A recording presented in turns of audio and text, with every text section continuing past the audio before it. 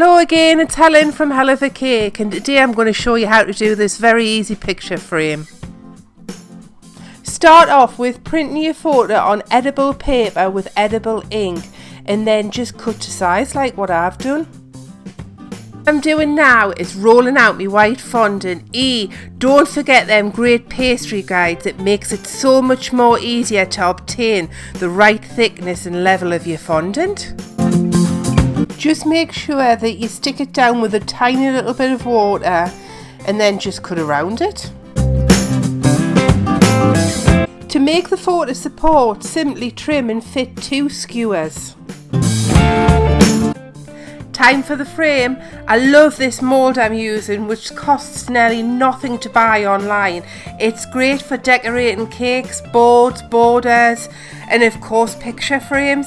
I use this mould all the time on my cakes.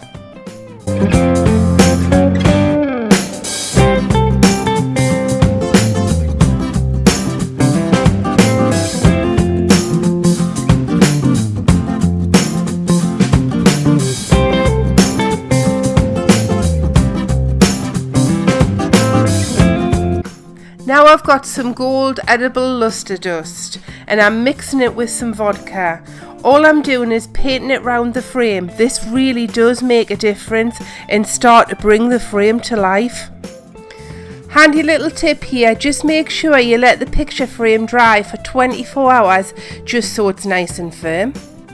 And here we have the finished picture frame. If you're interested in more designs, make sure to like the video, don't forget to subscribe and turn that notification bell on. Until next time.